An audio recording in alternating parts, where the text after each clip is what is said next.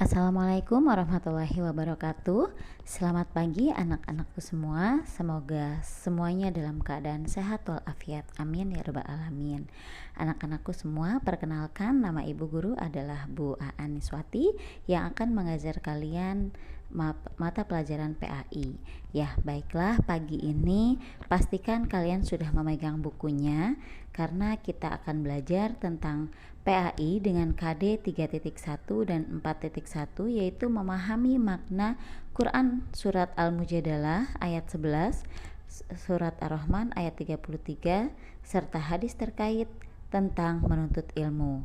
Dan KD 4.1 membaca Quran surat Al-Mujadalah ayat 11 dan surat Ar-Rahman ayat 33 dengan tartil. Nah, anak-anakku semua, marilah kita mulai pembelajaran hari ini dengan bersama membaca basmalah. Bismillahirrahmanirrahim. Baiklah anak-anak, karena kita akan memulai pelajaran. Nah, yang pertama, arti dari menuntut ilmu. Tadi kan kita sudah bahas ya di KD-nya, apa sih yang namanya menuntut ilmu itu? Menuntut ilmu merupakan suatu usaha yang dilakukan oleh seseorang untuk berubah tingkah laku dan perilaku ke arah yang lebih baik.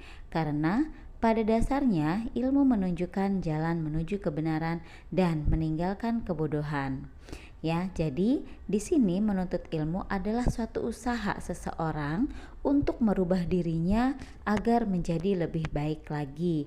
Karena apa? Karena dengan ilmu kita akan bisa mengetahui, dan dengan ilmu juga kita bisa merubah dunia, seperti itu ya.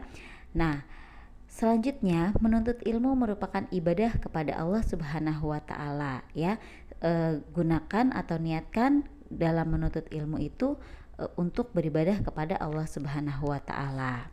Nah, sedangkan untuk dalilnya yaitu di Quran surat Al-Mujadalah ayat 11 yang dikatakan artinya, hai orang-orang yang beriman, apabila dikatakan kepadamu berlapang-lapanglah dalam majlis, maka lapangkanlah, niscaya Allah memberi kelapangan untukmu. Dan apabila dikatakan berdirilah kamu, maka berdirilah, niscaya Allah akan meninggikan derajat orang-orang yang beriman di antaramu dan orang-orang yang diberi ilmu pengetahuan beberapa derajat. Dan Allah Maha mengetahui apa yang kamu kerjakan. Nah, ini merupakan dalil, salah satu dalil tentang menuntut ilmu ya, bagi umat muslim. Nah, di sini ada beberapa penjelasannya. Yang pertama, dalam surat Al-Mujadalah itu menjelaskan tentang keharusan ataupun kewajiban seorang hamba memberikan kelapangan dalam suatu majelis, misalkan dalam suatu majelis taklim atau dalam suatu majelis ilmu atau dalam perkumpulan dalam mencari ilmu. Apabila ada orang lain ya, hendaklah kita mendahulukan atau memberikan kelapangan kepada orang tersebut, dalam arti boleh memberikan tempat duduk dan lain sebagainya. Selanjutnya, melapangkan hati seseorang dalam suatu majelis. Nah, kalau tadi dalam perihal tempat duduk, maka yang kedua ini ketika kita belajar, lapangkanlah hati kita ya. Gunakanlah, niatkanlah hati kita untuk belajar. Yang selanjutnya, barang siapa yang memberi kemudahan kepada orang lain, maka Allah akan memberikan keluasan kebaikan di dunia dan akhirat. Nah, di sini janji Allah, barang siapa yang memberi kemudahan kepada orang lain pada saat ia mencari ilmu atau dalam hal yang lainnya, maka Allah akan memberikan juga keluasan ataupun kemudahan bagi orang tersebut untuk mendapatkan kebaikan di dunia dan juga di akhirat. Selanjutnya, Allah memerintahkan kepada hambanya untuk mendirikan sholat dan amal ibadah yang lainnya yang merupakan penunjang untuk memudahkan kita dalam cari ilmu. Nah, jadi di sini sudah jelas ya, sudah banyak juga janji Allah untuk memberikan imbalan-imbalan kepada orang-orang yang melapangkan dirinya dalam suatu majelis, baik itu dalam majelis ilmu atau majelis taklim, seperti itu. Nah, selanjutnya di sini juga masih bersambung ya penjelasan dari surat Al-Mujadalah, yaitu Allah berjanji akan mengangkat derajat manusia dengan 3 syarat. Yang pertama, orang itu beriman, kemudian berilmu dan juga beramal soleh. Artinya apa? Di sini Allah akan mengangkat derajat orang-orang yang beriman, ya. Setiap manusia itu harus memiliki iman dulu, percaya kepada Allah. Kalau dia sudah percaya kepada Allah, maka dia tidak akan percaya kepada hal-hal yang selain Allah. Nah, selanjutnya berilmu. Orang yang sudah didasari dengan iman, kemudian dibarengi juga dengan ilmu, insya Allah jalan hidupnya itu akan lebih baik. Kalau orang berilmu saja itu tidak cukup tanpa dilandasi dengan suatu keimanan atau kepercayaan kepada Allah. Nah, selanjutnya beriman sudah, berilmu sudah, dan melakukan atau mengaplikasikan iman dan ilmunya itu melalui amalan-amalan yang soleh. Maka disitulah Allah akan mengangkat derajat manusianya itu sendiri. Selanjutnya dalam surat Ar-Rahman 33 yang artinya, hai jamaah jin dan manusia, jika kamu sanggup menembus atau melintasi penjuru langit dan bumi, maka lintasilah, kamu tidak akan menembusnya kecuali dengan kekuatan.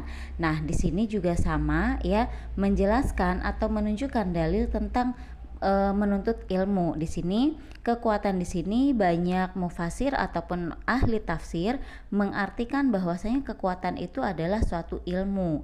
Wahai jamaah jin, wahai jin dan manusia, kata Allah, jika kamu sanggup menembus penjuru langit dan bumi, maka tembuslah.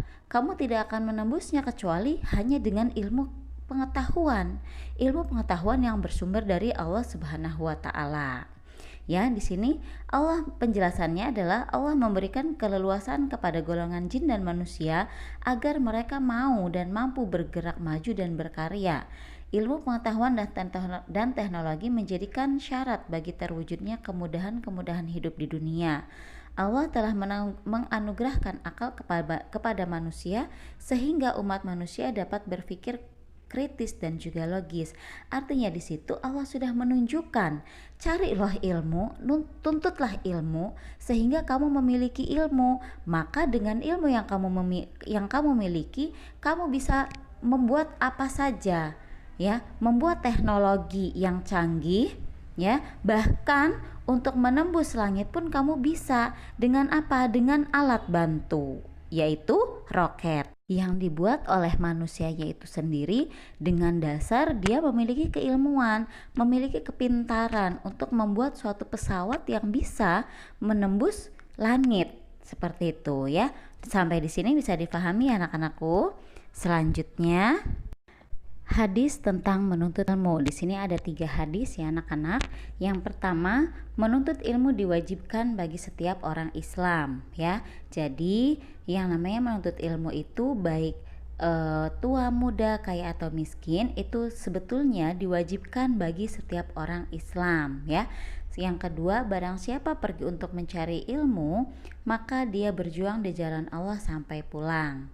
Yang ketiga, barang siapa menempuh perjalanan untuk mencari ilmu, maka Allah akan memudahkan baginya jalan menuju surga. Artinya di sini yang pertama tadi sudah dijelaskan ya, bahwasanya wajib bagi setiap muslim, baik tua, muda, besar, kecil, ya, itu wajib untuk menuntut ilmu. Selanjutnya, orang yang menuntut ilmu dengan ikhlas karena Allah Ta'ala, maka dia bisa dikatakan sedang berjuang di jalan Allah. Bahkan kalau misalkan dia sampai meninggal dalam perjalanan pulang atau pergi untuk menuntut ilmu, ya, maka dia bisa dikatakan dengan meninggal di jalan Allah atau jihad fisabilillah, dengan catatan dia ikhlas dalam menuntut ilmu, ikhlas karena Allah Ta'ala. Seperti itu. Penjelasan selanjutnya yaitu orang yang menuntut ilmu harus mempunyai niat yang tulus. Jadi jangan menuntut ilmu niatnya untuk sombong, untuk pamer. Itu jangan ya sayang ya. Tapi hanya mengharapkan ridha Allah Subhanahu wa taala. Karena pada dasarnya semua yang kita miliki, kepintaran yang kita miliki, ilmu yang kita miliki itu berasal dari sumbernya, yaitu Allah Subhanahu wa taala. Dan yang keempat, Allah akan memberikan kemudahan bagi orang-orang yang ingin mencari ilmu ya untuk memasuki surganya, karena pada dasarnya jalan menuju surga dapat dicapai dengan ilmu. Jadi subhanallah ya nak ya, ilmu itu insya Allah bermanfaat kalau kitanya ikhlas lillahi ta'ala untuk mencapainya. Nah, kesimpulannya di sini adalah tugas kalian ya, yaitu tugasnya menyimpulkan yang pertama arti dari menuntut ilmu itu apa, kemudian hukum menuntut ilmu itu apa, dan membaca dalil tentang menuntut ilmu dengan tartil. Bagi yang belum jelas untuk perintah tugasnya, boleh kalian langsung chat ke Bu Guru ya, atau video call melalui WhatsApp. Nomor Bu Guru ada di grup daring ya. Baiklah anak-anak, sekian dan terima kasih. Semoga ilmu yang kalian dapat bermanfaat dan dapat diaplikasikan dalam kehidupan sehari-hari dengan niat lillahi ta'ala.